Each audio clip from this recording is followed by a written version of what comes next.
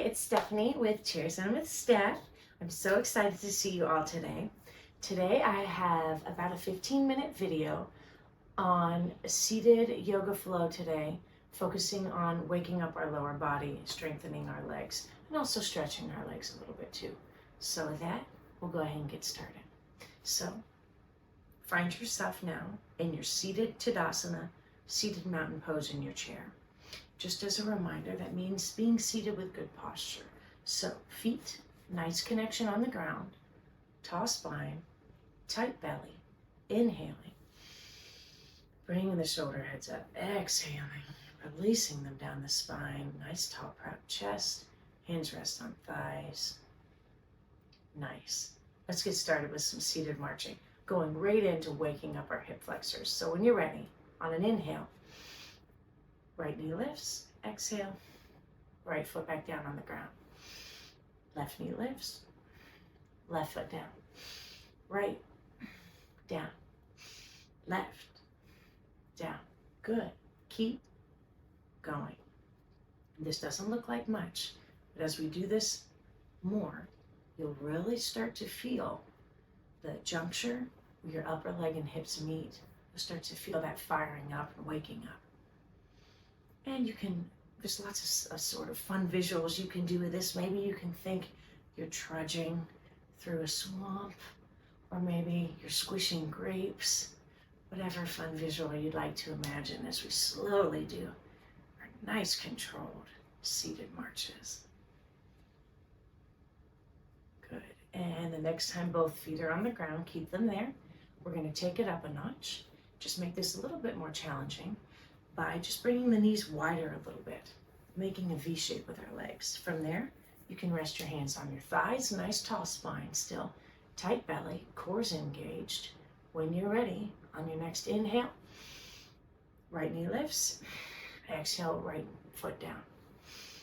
Left knee lifts, left foot down, right, down, left, down. Good, keep going, keep breathing.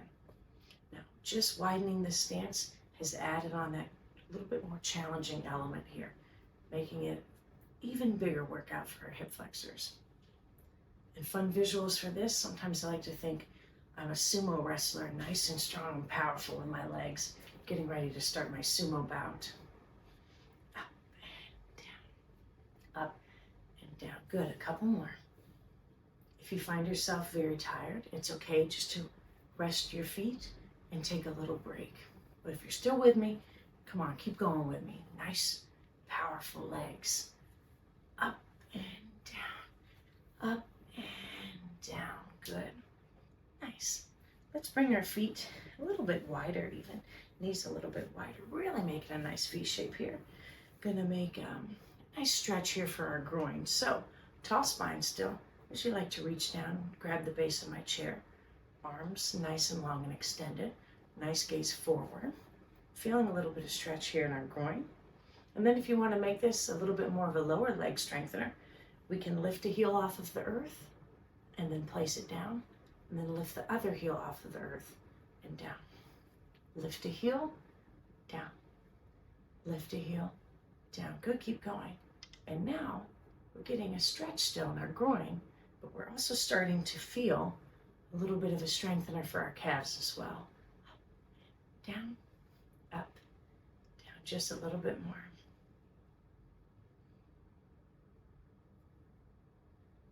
Good, the next time both heels are on the earth, leave them there. We can bring our hands back on our thighs. And let's heel toe our feet closer together, resettling into seated mountain pose. Good, from here we're gonna do a gate latch pose, another nice upper leg strengthener and a hip strengthener. So let's focus on the right side first. When you're ready, right knee lifts. We're gonna open that right leg to the right, tap that foot down, bring that right foot back up, back forward and down. Good, ready? Right knee lifts, bring it out to the side, tap it, bring it back up, forward, down. Good, keep going.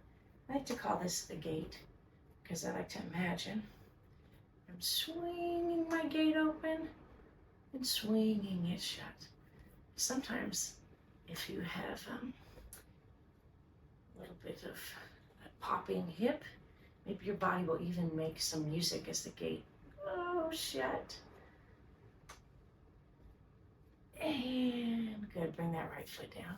Let's shake it out if you need to, hokey pokey. Same thing, but now let's focus on the left side.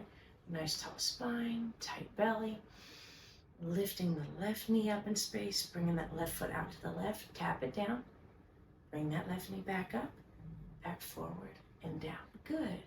Continue these on the left side. Good. Just imagining we're swinging our gate open, bringing it back, swinging it shut. Good. Just a couple more. One more. Good. And let's bring the left foot down. Shake it out if you need. Good. From here, we're going to do a nice stretch for our hamstrings now. So what we're going to do, scoot ourselves a little bit forward in our chair, especially if you have a lot going on in your glute region. We may need to move ourselves up forward so that glutes don't get in the way. Then from here, we're going to extend the right leg long, grounding through that right heel. And then let's focus on our right foot. Spread the toes of the right foot, flaring them. Now from here, maybe you start to feel the stretch a little bit in this right side. If it's not enough sensation for the back of that right leg, we can hinge forward here a little bit at our hips. I usually like to rest my left forearm on left thigh, then take my right hand, slide it down the leg, making a grab where is comfortable for you. Whether you grab for that right shin, maybe you make it to the ankle, maybe you reach the toes. If your hands make it to the toes, you can use your hands here to help draw the nose or the toes closer to the nose here. And that helps give you a little bit of an extra stretch here for the back paneling of this right leg. Keep breathing. The more you hold it, maybe you can sink a little bit lower, maybe you can even reach lower, finding a little bit more length. Definitely with this pose, make sure you check in on your breath. It's an easy pose to hold our breath on. Resist that urge.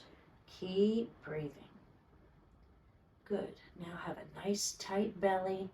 With control, start to slide that right hand back up the right leg, bringing the spine back up with control here. Rebending that right knee, planting the right foot down. Nice. Back in seated mountain pose. Let's do the same thing, that nice hamstring stretch, but on the other side, extending left leg long, grounding through left heel.